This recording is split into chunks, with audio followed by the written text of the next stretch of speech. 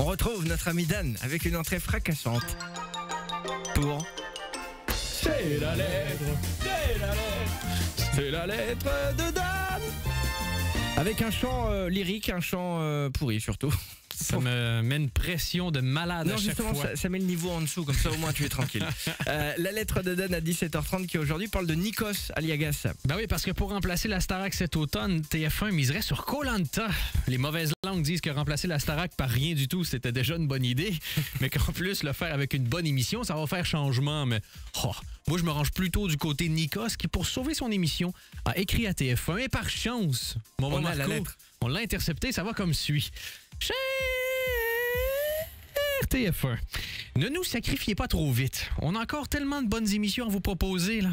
Si vous avez regardé les dernières éditions, vous vous rendez bien compte qu'on n'a pas utilisé nos bonnes idées, nos heures de bon divertissement et nos bonnes cartouches.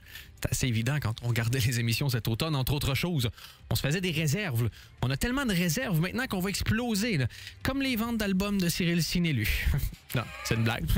Quoi, c'est vendeur l'humour, on essaie ce qu'on peut pour sauver la Starac. Hein?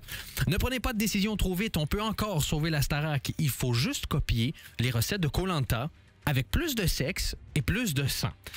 On a déjà commencé l'an dernier avec le fameux trou dans le milieu de la scène, vous l'avez probablement déjà vu.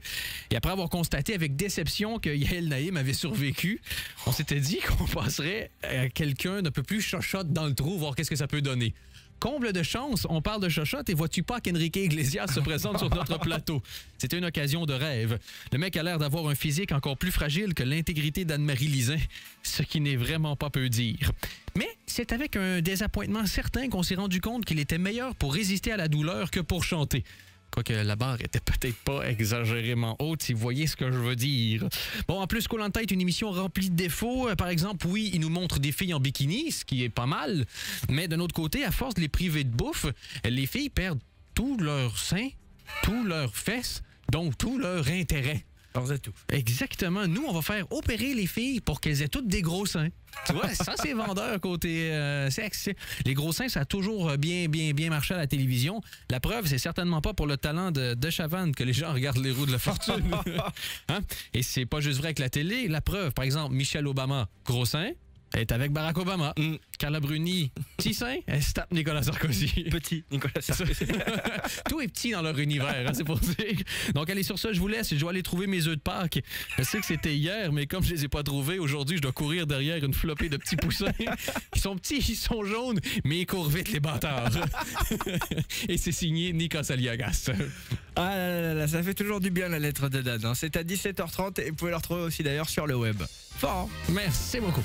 Sur Facebook aussi.